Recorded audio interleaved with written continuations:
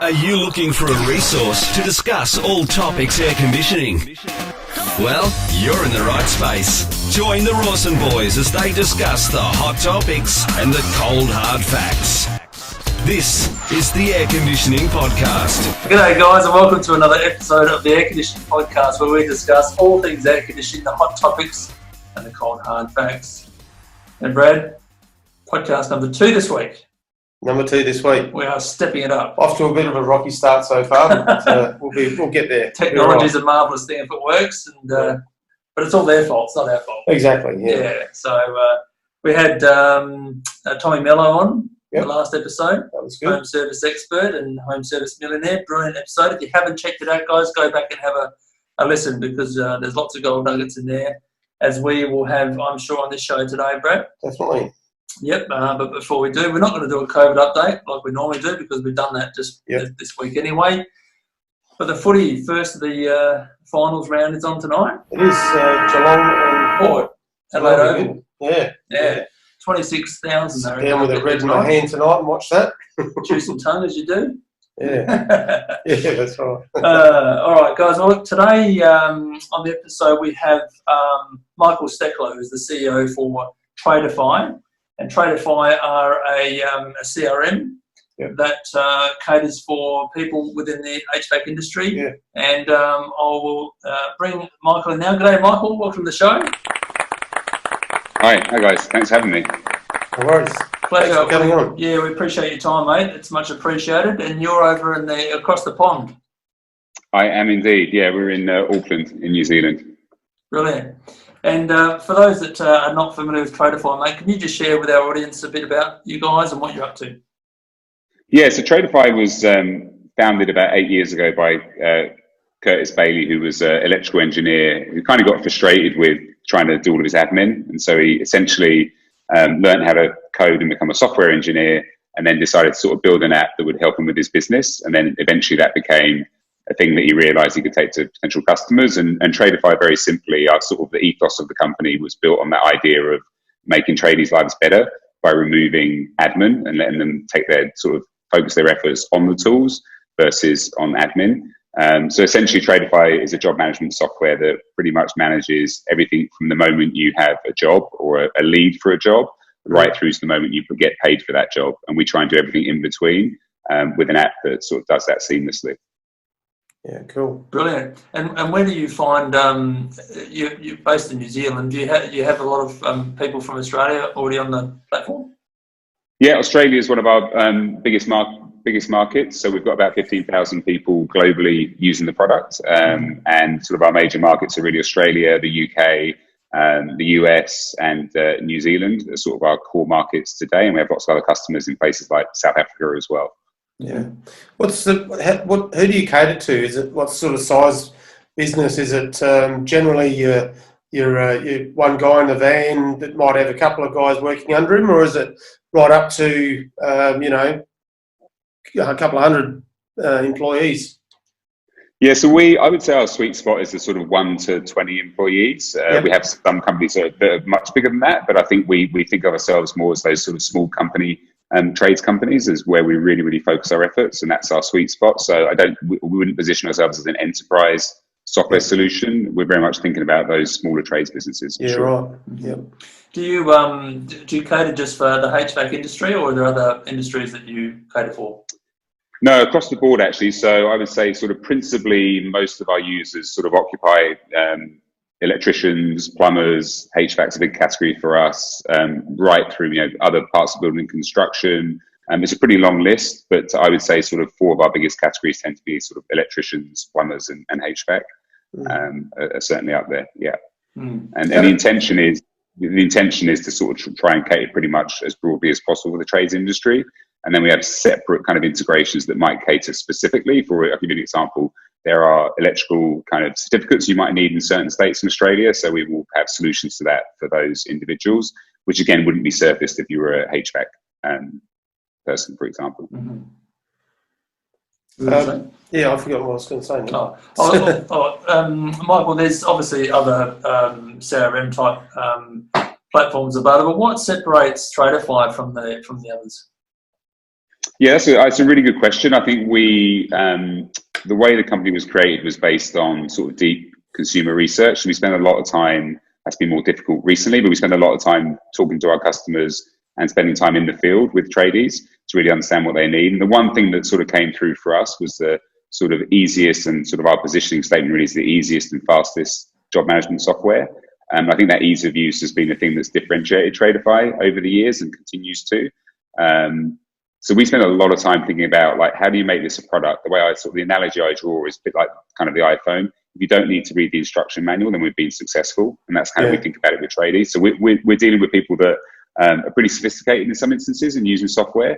And then there's a lot of tradies that this might be their first entrance into using an app or a piece of software to kind of run their business. And so we want to make it as cater to the sophisticated end of the spectrum, but also be really easy for someone that's come from pen and paper, frankly, to move into the space. That's really what we're about, is we spend a ton of time thinking about making this easy, and pretty much on every device. So whether you're on an Android phone, whether you're using an iPhone, or you're on a web-based application, that's good. Yeah. It's the same experience. Yeah, right. Brilliant. And how does the platform roll out, as far as what does the tradie need to do to get it onto your platform and get it set up? Is it something that you guys help them along the way, or is it they really do their own thing and configure it the way it suits them?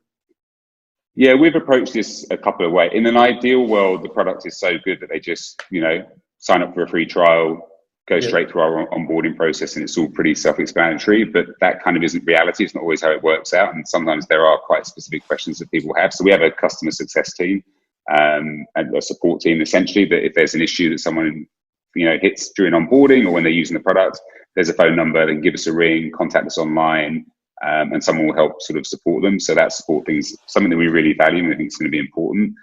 And we've sort of invested more in that area because like I said, in some instances, there are people that have moved from, an Excel spreadsheet or pen and paper straight into an app. So that level of support is necessary. Yeah, for sure. So, yeah. And you mentioned iPhone and Android, and I'm assuming the tablets are the same? Yep.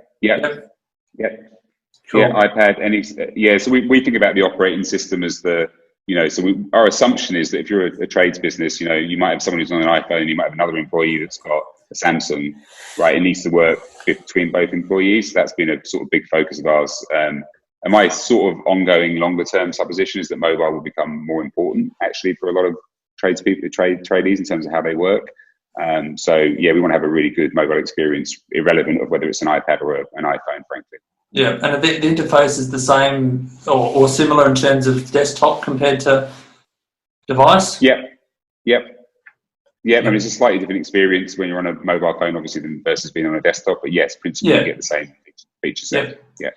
Can you tell us some of the main features that you would use, or as a tradesperson would use from day to day? Yeah. I mean, one way of looking at it is really the experience from, if you think about, you get a lead, right? Someone's called up for a quote on a job. So the first thing that happens is we have you mentioned the CRM, which is an important part of the kind of underlying architecture of the product. And that's really, could be a phone number, could be an email address. So that gets into Tradify. Once you have that, you then move from turning that into basically a quote. So you get in touch with the customer, and then you have a customer record. And then there's a quote. So the quote is often the first part of the sort of journey for a tradie. And they'll, and one of the things we have seen is the speed to quote for customers is becoming more important to winning work. So we focus a lot on making sure that quote's of kind of high quality, and a customer can then accept that quote online, by phone, however they want to do that. And there's things like quote reminders. If someone doesn't reply to a quote, they'll get an automated email that says, hey, there's a quote still outstanding. So quote's kind of one of the first parts. Then we have jobs. Jobs is an important part of the core of the product in many ways. And with jobs, that's essentially once you start, you're getting the quote accepted and you're starting work, you can upload all sorts of information, photos, any correspondence with the customer into that one area. So that's an important part of what we do. And then there's the scheduling of employees. So we have a scheduler, which integrates with calendar. So you can have different employees know where they are, upload their timesheets, all that kind of good stuff. So really how you think about how you manage the kind of workforce of the tradies. So that's a key part of the system. We have a map. Most of these apps now have maps, but you can geolocate where your employees are, where your next job is, all that kind of good stuff. And all of that is sort of summarized into a dashboard that principally shows you where's the next job? Where are you in terms of how many quotes are out? Who's paid you? All that kind of good stuff. And then at the end of one of the other important parts that we have, which I think is really important for tradies that we've tried to simplify, is how they manage purchase orders and suppliers. So we created this idea of a thing called kits, so if you're a HVAC engineer and you're using principally some of the same materials over and over, you can essentially create a kit, which you can then upload. And so if you have to quote a job, you can quite quickly pre-populate for that quote. So again, just trying to save people time, retyping stuff, and then you can very seamlessly create a PO for your suppliers potentially, and all that kind of good stuff. That's important. And then at the very, very end of the journey, once the job's completed, we have an invoice capability that sends out a professional looking invoice. And then for some customers, we actually then do credit card payments as well. So we'll actually take payment and they get confirmation within the system that job's being paid. Is that credit? At the end of all of that. Sorry. Yeah, go on there, sorry. Go on. I was going to say the credit card payment, is that through Stripe or someone similar to that? Currently that is through Stripe, correct, yeah. Yes. Yeah. Are you able to control inventory and that type of thing? And so you mean inventory as in supplier? As in say, I don't know, van stock or that type of thing. How much inventory you got in the warehouses to whether you got some in the vans and whether when you're using it and all that sort of thing?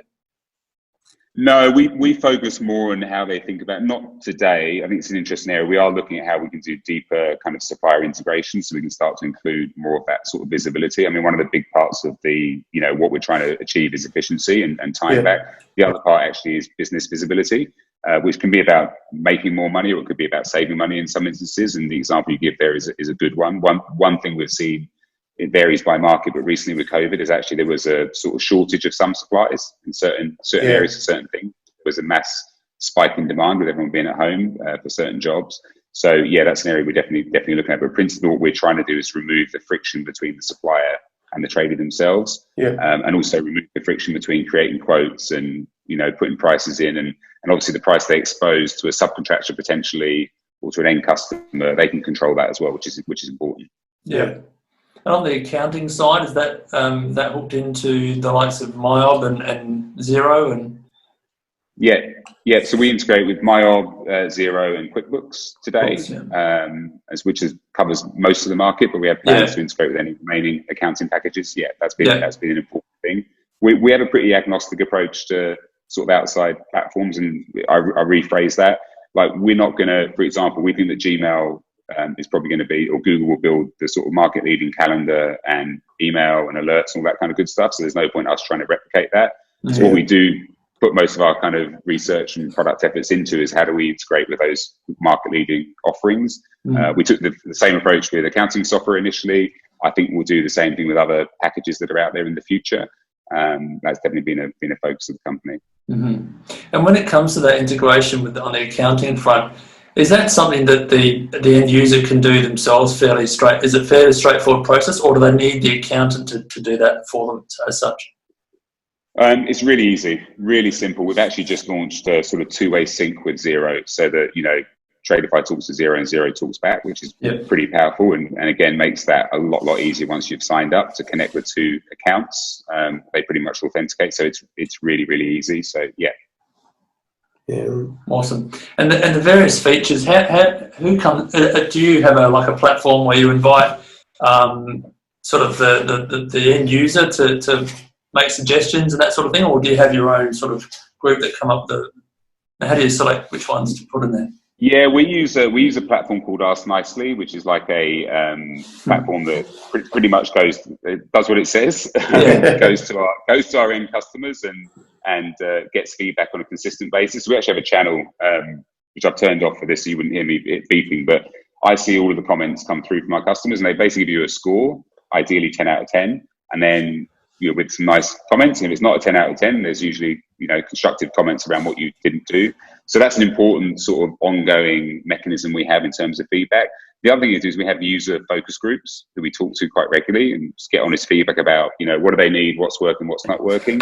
We do some ride-alongs. I think that's been a really important part of the business. We'd obviously, more recently it's been harder to get to all of the countries that we're in, but we would send our kind of team that look at user research and do a ride along and see how the app's being used and what we can improve.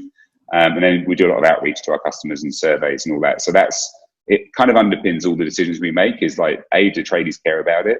Like one of our company values, our number one company value is we put tradies first, which sort of sounds, it sort of sounds obvious in some ways, but I think we reflect that by doing all this sort of deep user research. So we're not building features that tradies aren't going to use, frankly. So yeah, they're the main mechanisms for getting feedback. And then of course we have our support team who are speaking to people regularly on the phone who are having problems. And sometimes those problems could be a piece of friction within our product that we need to fix. So we'll take that feedback and take action as well. Yeah.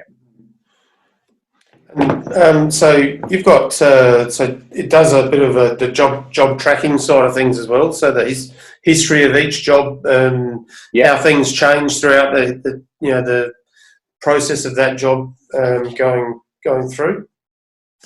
Yeah, absolutely. So you essentially, the job is assigned to the contact. So whoever the company is or the person that's hired the tradesperson in this instance, and we track it right through to final invoice and payment.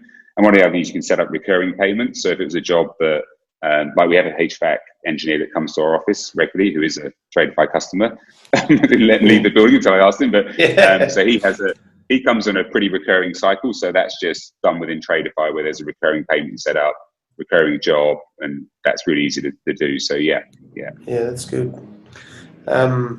Do you come across many roadblocks in terms of features or the technology itself, and how do you prioritise and perhaps overcome those obstacles?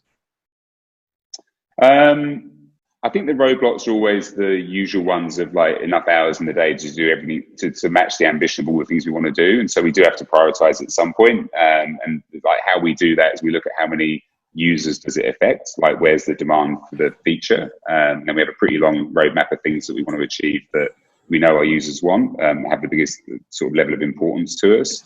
I think the general roadmaps, the things we look for the most sort of is the number of clicks. The thing I get obsessed about is the number of clicks to do something. And then the other thing we look at is what's the failure rate once you get to a certain number of clicks. What's the success rate of someone actually then completing the task they wanted to complete? And we have a really low failure rate, and that's probably one of the things that I think is the biggest thing we keep an eye on, is like, is it easy for our customers? Like, can we live up to the brand promise? And if we can't, we need to fix that. And so your question about integrations with Xero and other platforms, for example, that was a focus, because if it's not easy, people just won't do it. They'll just get fed up and they won't use the system. So yeah, that's probably one of the things we spend a lot of time on. So you'd be forever putting out updates and so forth, no doubt. Yep. We have feature releases every. Yeah, we work on a sort of 6-week cycle of releases, unless there's something that happens in between that needs to be addressed. But yeah, we're that's sort of the engineering team are focused on how much stuff can they ship and how quickly, and they're pretty obsessed about that. But not for the sake of launching features. I think one thing that is important is we still don't believe in having a very long list of features, and because we always come back to what does a tradie actually need. And I think you have a really complex 100 features. It's sort of where I think I'll give you an analogy. It's kind of where Microsoft got to at some point in time, which was they kept relaunching new versions of Office. And the current Office users were like, well, I actually haven't sussed out all the features in the current version, let alone you give me another 100 new features I'm never going to use. So we don't launch features for features' sake. I think a lot of what we do is improve the features we know that tradies care the most about. And that's a lot of the stuff that we know about, right? Creating jobs, how you manage your customers, how you send an invoice, the quote that you send, just really making that experience a bit more seamless. And that's really where the effort kind of goes. Yeah, right. And how do you how does it work with your billing side of things? Is it a subscription based, or is it just a monthly fee, or? Yeah, it's really simple. You sign up for a free trial. If you enjoy the free trial, you like the product, then you sort of sign up for $39 a month per user. So it's just a flat fee irrelevant of how many jobs or quotes or invoices you send. And we did that intentionally just to keep it really, really simple. And it's a monthly subscription that gets taken from your credit card on a monthly basis, and that's it. And if you're not enjoying the product or things change within your business, you can cancel. Yeah, right. So it's per user fee. Yeah. Okay. Yeah, cool. And as you mentioned before, Mike, we were saying about on on a per job. Some of the platforms use a per job basis for each job that's created. As such, you get charged for. Yet yours is a lot more simplified than that, having that monthly fee. What was is it just the simplicity aspect that you were considering when you decided on that? Yeah, it was a couple of things. We spoke to a lot of tradies when we were going through pricing. We've obviously made pricing changes over the years, and the overriding feedback was like, look, I want to manage cash flow and know what I'm going to spend. What I don't want is a surprise at the end of the month that's going to be a bigger number than I expected. And also, we don't want our business to be tied to their success. And what I mean by that is, if the tradie becomes even more successful, we still want them to pay the same fee per user. We don't want to charge extra because you've got more jobs. So for us, it was just about simplicity. It seemed like the fairest model that allowed for that forecasting of what the fee is. And we think it's a fair amount for the sort of level of features and the benefits that you get from the product. But it was, short version is, that was the feedback we got, was like, keep it simple, make it reasonable, and most people were happy with that. Yeah. And in terms of like your filtering, do you have like a means of being able to sort, perhaps commercial to residential, and then quotes to jobs and jobs unsuccessful, that type of thing? Yeah, the dashboard does some of that. I mean, one of the things we are trying to provide is that level of insight, and that's really what the sort of CRM is about as well with customers. I think there's a bigger opportunity, I think, over time for tradies to be able to like get more work that isn't just word of mouth, and use our system and the CRM system to understand what that looks like. When you think about the map feature that we have, for example, in most instances, a lot of tradies want to work in a certain area. They don't want to have to travel too far for a job. And even when you think about how you quote, if the jobs, one job's over here, it's 2 hours further away than this job, then, so I think there's a lot of insight that we can pull from that. It's an area that we're trying to work on. In terms of when you say commercial versus residential, you mean in terms of the type of jobs that they get? Yeah. Yeah, and they can label that within the system, right? So you can create a hierarchy when you're naming your jobs within Tradify, so you could separate between a residential and a commercial job. Yeah, for sure. And I was thinking more perhaps along the lines of from the marketing point of view. If you've got a marketing, what do you call it? A marketing campaign. Thank you. That you want to send out to just your commercial clients, then you can extract that data. Yeah, you would have it's a great question. I don't want to give you the wrong answer, but yeah, you essentially have a CRM within Tradify that has your contacts. So yes, that would be possible. And that's an area that I think, we believe will become more important over time. We're seeing a few trends, and one is, and unfortunately, COVID and everything that's happening was sort of from a recessionary standpoint in the world right now might accelerate this, and it obviously differs by country. But that ability to be able to sort of professionally get back in touch with your kind of database of historical customers and current customers is going to become really, really important. So I think it's a really good point. How you segment that and how you talk to a commercial company versus how you talk to a individual in a house, residential customer, is going to be quite different for sure. Mm-hmm. Within a job, do you have time tracking? Does it automatically track your time and then equate that to a figure in the invoice? We use a timesheet feature, so that once the tradie, or if it's a subcontractor, they can actually just very simply put that in via mobile on their timesheet. But the map also geolocates where people are, so you have a good sense of someone back in the office can see what's actually going on. Yeah, right. Yeah, keep an eye on it. Hypothetically speaking, if funds were unlimited, where would you like to see Tradify in the future? That's a great question. I think there's a few things we're sort of excited about that I think happen in the industry. I think there's one of them is that I think we can really help tradies with kind of how they get paid and do more with payments. And there's a big opportunity in payments, and a lot of software business like us would think that way. But I do think when you think about cash flow and buying supplies and all that kind of stuff, that's definitely an issue I think we can help fix. So that's an area that we're quite excited about. I do think the whole notion of lead generation and helping tradies have a better online presence, I think is going to become more important. And so I think we can potentially play a role there with helping our tradies get more visibility online and have a professional look and feel in terms of the first touch from a consumer of seeing that tradie right through to the quote and the invoice.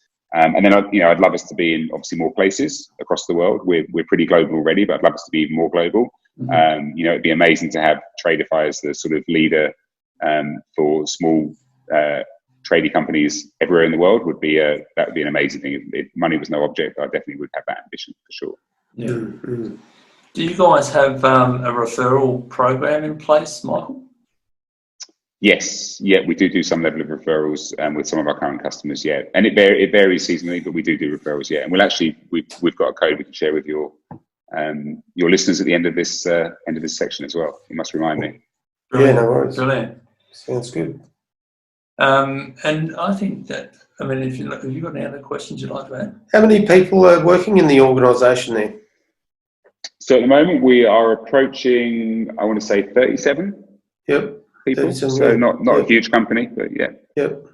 And we're growing, yeah. It intrigues me, all the information that gets uploaded to the platform, obviously, that's obviously goes through to a server somewhere like Google or somewhere like that. Is that right?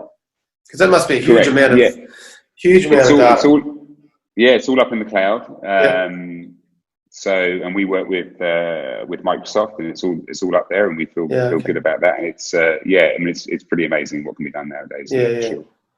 Amazing. Yeah. I dare say when you've got credit cards and things being used, you need to have that level of security and encryption. Yeah.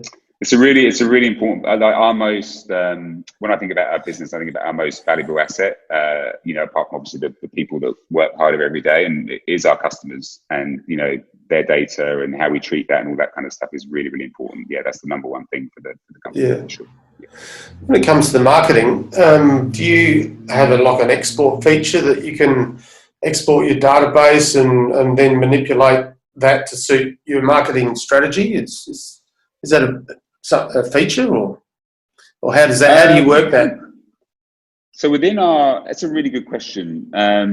I think we do it from within. Really, it's within Tradify. I haven't seen it used as much in that way yet. I think that's kind of where I'm talking about where I think it could go. Yeah. And in an ideal world, it would, back to my earlier point, in an ideal world, I think where we want to be is that frictionless integration where you would just say, right, I want to do a Google SEM campaign and I want to do it against this customer set. And more likely it might be a Google remarketing campaign and you just upload it straight from Tradify. So not today, but I think in the future that could be, it's not like a massive feature that's been demanded as yet, but I think it will become more important. Sure. It's something we're thinking about. Yep. Cool. Very nice. And before we jump into the next round here, Michael, I'm just going to ask you more about the code, if you would share with our audience, that you guys have kindly put together for us. The what, sorry? Oh, the code, yes. The code. The special offer code for our audience. I thought you were asking me to tell you how we code, and I was like, I can't really tell you that. I'm not going to tell you that.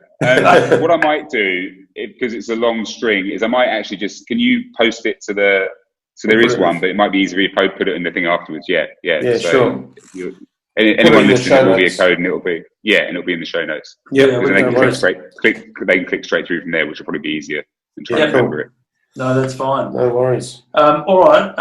Well, if that's unless you've got anything else you'd like to ask, Michael. I think my tank is drained. As they say. All right. Well, let's move to the next round. Sounds good. Okay.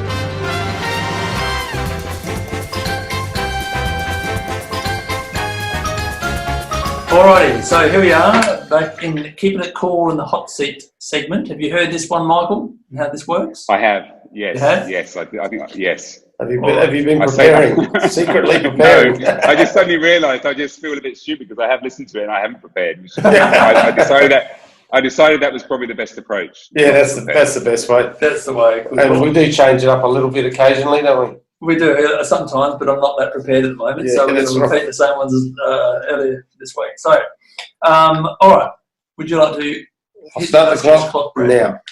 All right, Michael, if you were to write an autobiography, what would the title be?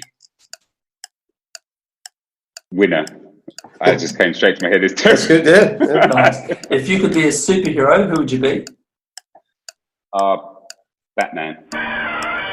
Nice one. The Dark Knight. It's great. It's still unrivaled in superhero movies, by the way. I love watching that film, yeah. Anyway, sorry, we digress. No, that's right. Just on that, do you prefer the old Batmans or the newer type in the Marvel stuff? I prefer the newer one. The Dark Knight Rises, that series. That's that's the best yet. I've not seen anything that matches that. So yeah. Cool. If a song described your work ethic, Michael, what would the song be? Feel free to sing it. Hard Day's Night. If you're a brand, what would your motto be? Be honest. Okay. If you could sit with one celebrity or famous person for a chat, who would that be? Oof. Sheesh, that's a tough one. Probably. Oh man, this should be easy, shouldn't it? I wouldn't get it. I'd be struggling. I'd probably say. Oh, I'm really struggling on this. Who do I want to sit and have a chat to? Did you say Dolly Parton? No, I didn't. Say definitely not Dolly Parton. Definitely not Dolly Parton. My mind has gone completely blank. I'd probably say actually right now, Jacinda Ardern. She's the Prime Minister here. Okay. I've moved down this end of the world fairly recently, so that would be an interesting conversation just to understand. Yeah. Fair call. When you go on vacation, what's the first thing you pack? First thing I pack, shorts. Shorts. If Hollywood made a movie about your life, who would you like to play the lead role? I'd probably say Denzel Washington. Yeah? I like him. He's a great actor. Yeah, he's good. Yeah. He's very good. Yeah, sure. If you had to choose one meal for the rest of your life, what would that meal be? That's a really tough one. I would probably say, it might be sushi. Sushi? Healthy and Nice. I like it, yeah. Fresh. Bit of wasabi? Bit of wasabi, yeah, I like a bit of spice. Yeah, good. Using a scale of 1 to 10, Michael, rate yourself on your weirdness. On my weirdness or beardness? Weirdness. Beardness, I'll give you a 10 because that's a nice beard you got. I think I'm pretty normal, to be honest. I'll probably give myself a 6. 6, very cool. If you were the president, what's the first thing you would change? Or the Prime Minister? What did I say? President. Oh, I meant, sorry, Prime Minister. I'm stuck on the First thing I would change, probably food prices. Okay, very cool. Getting up there. If you had a time machine, where's the first place you would go? First place I would go. I'd go to the 1966 World Cup final. Oh. Football, as in the soccer World Cup final. So, yeah. Name one thing everyone looks weird doing.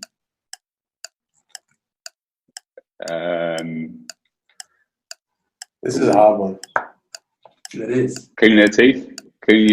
Yeah. They do look weird, a bit frothy. How would you? Have you ever had a sick day when you weren't really sick? No. No. You're an honest man. Come on. No. I'm being honest. That's my motto. Your favourite swear word? Favourite swear word. I'd probably say shit a lot. Okay, very cool. That's not a bad one. That's probably. That's not bad. And Michael, your porn star name? See, my kid's going to listen to this and I have to explain to them what that is. So you can configure it however you want. Situation. So I'm going to have to lie to them and say it's something completely different, and it would be I don't know. I was hoping this is the question you wouldn't ask. London Lounger. I don't know. London Lounger. We'll give that a tick. Well done, mate. Thank you for entertaining us with your answers there. That was very, very nice. That's good. But now we just wanted to say thank you firstly for coming on, Michael. We really appreciate your time. And for those listening, the special code that the guys need to, or our audience can use for a discount, I believe, is that right, on Tradify? Yep. Yeah. Okay, and I believe it's a 50% discount, Brad, for the first 3 months, which is outstanding. Now, that code word, guys, is AC Podcast. Not a hard one to forget. AC Podcast. So if you use that, you'll get a discount of 50% for the first 3 months. That's awesome. It's pretty good. Really good. So thank you for putting that together, Michael. We appreciate that. And again, thank you for your time today. No, my pleasure. Thanks for having me, Shane, Brad. Good to chat. No worries. All right. Thanks very much. Enjoy the rest of your day. All right. Cheers. Thank you. Bye. See you, mate. Bye. All right. Bye. See you. And guys, for those of you who haven't heard all our episodes, please would encourage you to go back and have a listen to them, because we've had some staggering guests some on. good ones in there now. We are building the library. We are building the library indeed, but don't forget to stop by at airconditioningpodcast.com, our socials. Get on and give us a review if you can, because that does help with our discoverability, Brad. Definitely. Very important. But until the next episode, Brad. See you later. Catch you guys. That's all for this episode of the Air Conditioning Podcast. Be sure to stop by at airconditioningpodcast.com to connect with us, as well as on Facebook and Twitter, and join in the conversation. Until next time, stay tuned, stay positive, and stay cool.